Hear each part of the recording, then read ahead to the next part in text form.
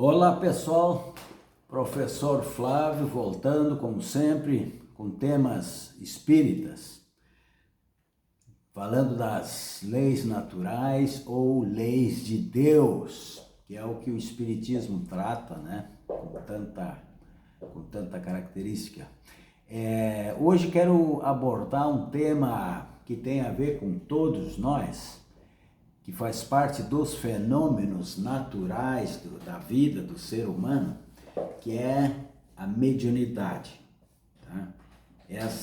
Esse fenômeno natural que afeta a todos, apesar de que a maioria não conhece, não sabe o que é, mas faz parte das nossas vidas. Tá? Isso está muito bem esclarecido, esses temas, na obra básica da doutrina espírita. Quando Kardec se preocupou com esse tema, ele elaborou e publicou, com a orientação do mundo espiritual, o Livro dos Médiuns. O Livro dos Médiuns, para ser assim bem direto, é um livro didático que poderia ser usado, deveria ser usado nas escolas, nos primeiros anos de estudo, em qualquer lugar, por qualquer religião, porque não é um livro espírita. O Livro dos Médiuns é a primeira obra feita com essa visão de esclarecer o fenômeno mediúnico, né? Que isso serve para qualquer religião, qualquer movimento desses, porque a gente sabe que toda religião, ela trabalha com o fenômeno mediúnico, né? De uma maneira ou de outra, sempre entra a participação do mundo espiritual nas nossas vidas. Mas a mediunidade, assim, no aspecto histórico, tá? Ela sempre existiu e sempre foi assim mal usada, mal vista por algum motivo, por outro, né? Ela foi tratada muito mal, não é? A mediunidade, por interesses de grupos, de pessoas, de religiosos, né? Mas isso vem, a mediunidade, desde que o ser humano existe, ela vem acompanhando, porque faz parte do ser humano, a mediunidade. Desde o homem primitivo nas cavernas, desde as histórias antigas da Índia, da China, do Egito, da Grécia, né? Todos esses períodos aí sempre houve mediunidade, tá? O que é mediunidade? É a participação, essa comunicação entre dois planos, já que nós somos seres multidimensionais. E essa é a palavrinha-chave da coisa. Nós, seres humanos, estamos aqui encarnados, mas nós não somos só daqui do plano terra, do plano material, porque nós temos a convivência com outro plano, um plano espiritual, astral, como queiram chamar, porque a nossa mente, ela não está presa no corpo, na cabeça, no cérebro, como se achava. A nossa mente, ela extravasa o corpo e ela sai, ela viaja com a imaginação, com o pensamento, com os fenômenos de telepatia, com os fenômenos de transmissão de pensamento, tantas coisas, né? E para quem acha que não participa desses fenômenos, o simples fato de dormir e sonhar, né, já é um efeito mediúnico, né? Nós já estamos se transportando para outra dimensão. Por isso que nós somos seres multidimensionais. Nós vivemos constantemente em duas dimensões, aqui a física e a espiritual, tá? Então é nessa convivência entre os dois planos que se chama mediunidade. Esse é o fenômeno da mediunidade. Por muito tempo a mediunidade foi considerado assim, coisa sobrenatural ou uma coisa demoníaca. A religião tradicional, católica, por algum motivo, ela procurou empurrar o fenômeno mediúnico para esse lado do demônio, é coisa do demônio. Na Idade Média, tá? As pessoas com mediunidade eram considerados ou loucas, ou pessoas que mexiam com bruxaria. E eram queimadas nas fogueiras da Inquisição, né? Como bruxas. Algumas religiões, interpretando mal a Bíblia, proíbem até hoje que os seus fiéis tenham acesso à mediunidade, tenham acesso ao outro plano, né? Porque interpretaram mal aquela colocação de Moisés, quando Moisés... Ali tem que estudar bem, tem que entender, porque o próprio Moisés era um grande médium, um dos maiores médiuns da história. Como é que ele ia ser contra a mediunidade? Contra o fenômeno mediúnico? Então, isso são coisas que tem que estudar bem, né? Outra coisa que se fez uma grande confusão, uma grande polêmica que prejudica até hoje o bom funcionamento da mediunidade, esta coisa, essa criação errada, mal interpretada, que foi chamada depois de o Espírito Santo, a terceira pessoa da Trindade, né? Pai, Filho, Espírito Santo, quando na verdade, se você vai examinar as escritas de Paulo de Tarso, que era foi o grande divulgador do movimento cristão, né? Quando ele fala ali em Espírito Santo, ele quer falar, ele está falando de mediunidade, do fenômeno mediúnico. Você já recebeu o Espírito Santo? Ele perguntava nas novas igrejas, o pessoal, não sabemos o que é. Aí ele ia lá, ele impunha as mãos sobre a pessoa, né, abrindo o seu chakra coronário, e as pessoas começavam a ter visões, falar em outras línguas, né, xenoglosia, que é o fenômeno de falar em línguas estrangeiras, e assim por diante. Então o próprio Paulo de Tarso foi um grande divulgador da mediunidade, que a igreja tradicional converteu numa terceira figura da santidade, chamando de Espírito Santo. Quando na Bíblia tu olha com detalhes, no Novo Testamento, eles falam que apareceu um espírito bom, né? Junto com Samuel, etc. Tem que se estudar isso aí bem, né? Mas é bem claro para quem sabe entender, né?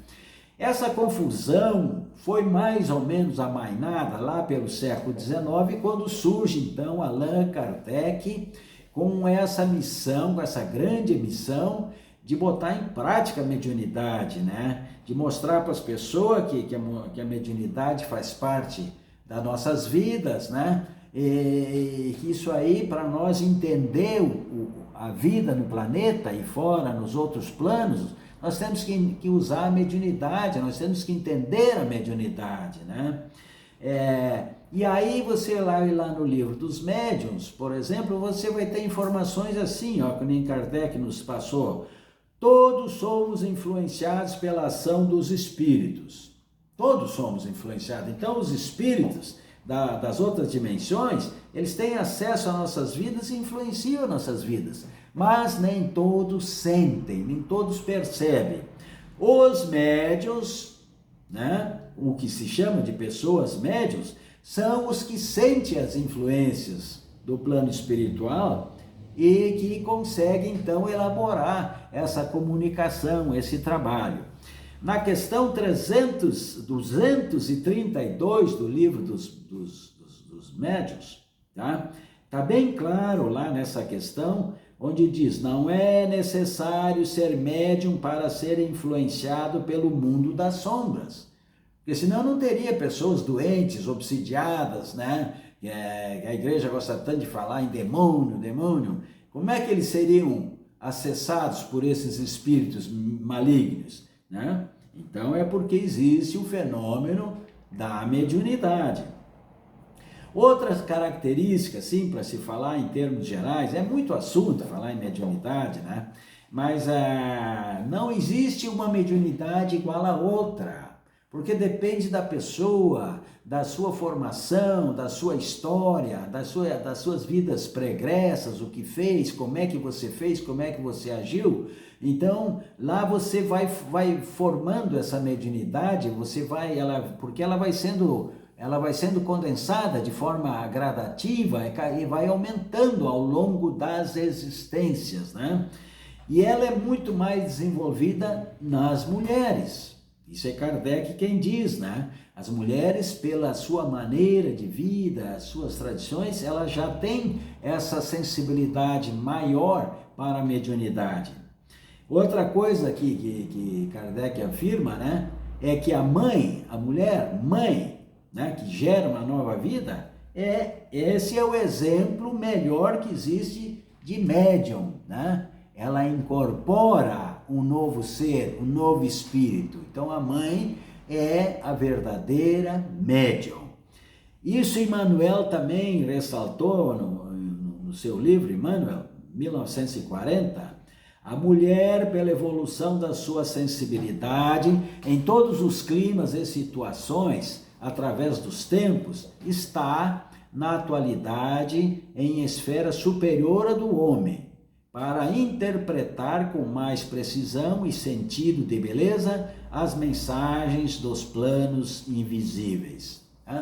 Aqui é bem clara a mensagem de Emmanuel, e não é nada de machismo, feminismo, ou querer dizer que a mulher é mais que o homem é mais que a mulher.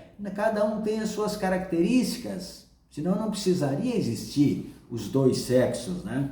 Então, cada um tem a sua finalidade precípua e a sua característica. Só que, na questão mediunidade, a mulher, ela vem com mais condições. Isto é certo.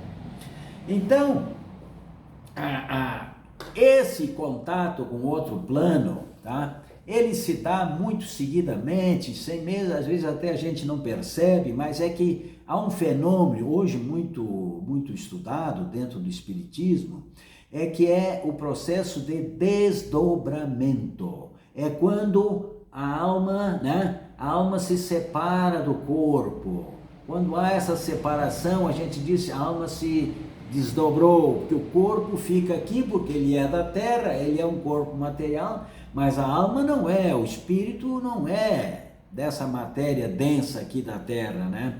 Então, as pessoas que acham que nada disso acontece para elas, eu vou dizer que estão enganadas, porque o simples fato de dormir e sonhar já é automaticamente um processo de desdobramento, e todo mundo dorme, mesmo que você não se lembre onde você esteve nas horas de sono, com o que sonhou, mas o seu espírito, sonhar, dormir e sonhar, é liberar o espírito para que ele possa se deslocar para outros planos, para outros locais. Ele pode viajar para o passado, para o futuro, pode encontrar pessoas já desencarnadas, pode ter amigos no outro plano. Então, isso é lei natural. Está bem explicadinho no Livro dos Espíritos, capítulo 8 de Kardec, né? Mas há tantas outras tradições que passam desapercebido, né? Os próprios vícios, todo vício leva a um processo de desdobramento.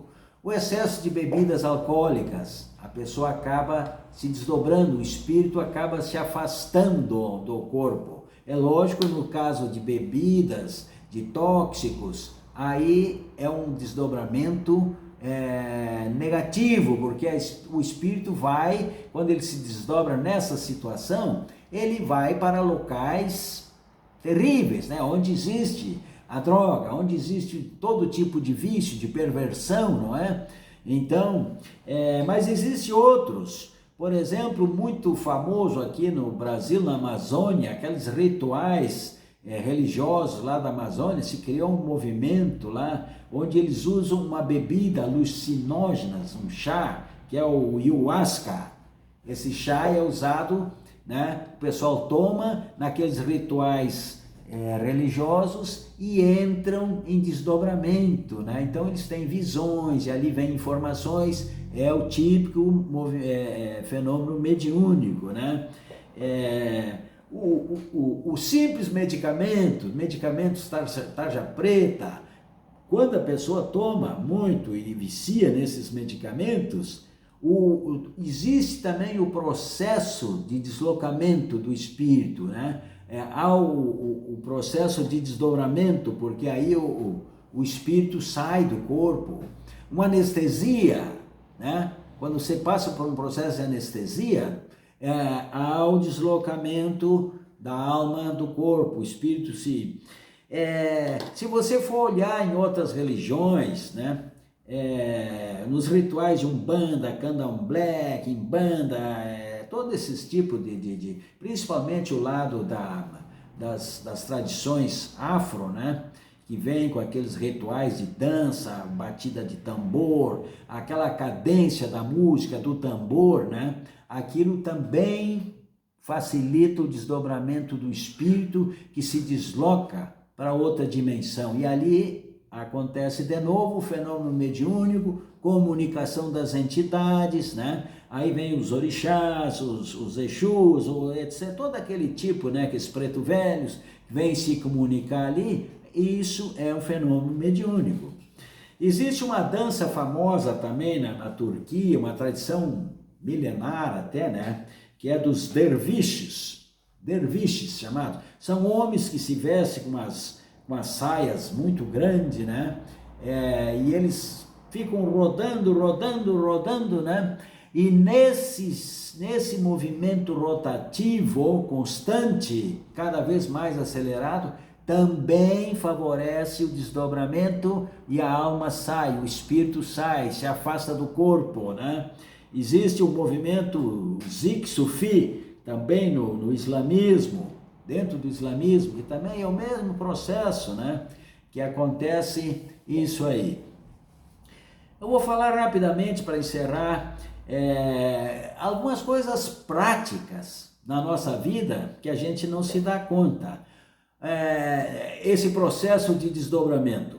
Uma criança, por exemplo, em lar desajustado, com maus tratos, pais agressivos, né?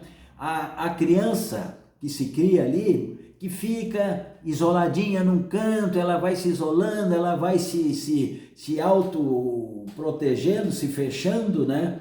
Ali pode estar havendo um processo de desdobramento. As pessoas têm que observar isso. As mães, as professoras, né? Eles acabam se fugindo da realidade através do processo mediúnico também, não é? Na adolescência é muito comum também o fenômeno mediúnico, né? Porque o jovem na adolescência está com toda aquela energia e ali começa a alma também, ela tem que se afastar para dar vazão àquela energia toda, né? Enfim, são muitos casos assim, né? Que acontecem no fenômeno mediúnico. A mediunidade, só para nós terminar, ela pode ser de dois tipos. Ela pode ser inata, né? Que já vem com a pessoa, a pessoa já teve em vidas passadas, já desenvolveu esse processo, né? Então aquilo cada vez ela vai treinando mais, usando melhor, de maneira melhor e vai se tornando um bom médium, aprende a usar a mediunidade. Essa é a diferença de outros que não exercitaram esse dom em vidas passadas. Então eles têm que começar lá no início da escala, mas podem também, todo mundo pode desenvolver a mediunidade, só que vai começar de maneira lenta, né, gradual, até que consigam realmente botar em prática. Na menopausa, um outro exemplo, veja como é comum a coisa, com essas energias mediúnicas. Na menopausa, o estrógeno produzido pelos ovários na mulher é responsável por uma profusão de sangue no útero para alimentar o bebê em caso de gravidez. Quando cessa o período fértil da mulher, ele para de ser produzido. Então, essa energia produzida lá no útero da mulher, ela tem que ir para algum lugar e ela sobe então para o cérebro, para a cabeça. Aí cria os fogaços que chama, né? A mulher fica rosto avermelhado e fica aquele calor, aquela coisa. Um simples coisa tão comum, né? é processo que está de energias que estão se deslocando, né? E se enquadra dentro do fenômeno mediúnico, tá? O ideal é essas mulheres que depois já passaram o período fértil, já foram mães, né, elas têm que trabalhar de alguma maneira essa energia para fugir dessas dores de cabeça, dessas pressões todas. Então, trabalhando na natureza, trabalhando em alguma casa espírita, uma casa umbanda, onde ela vai lá e vai doar energias, né? Ela vai conseguir se reequilibrar. Teríamos mais coisa, mas para o nosso vídeo não ficar muito longo, nós vamos encerrar por aqui, esperando que vocês possam tirar algum proveito desse conhecimento que a doutrina espírita nos dá com tanta qualidade, com tanta beleza, que a gente pode saber o que acontece, a gente pode decifrar essa ação das leis naturais sobre a humanidade, sobre o ser humano. Tá bom, minha gente? Ficamos com Deus. Até na próxima, então.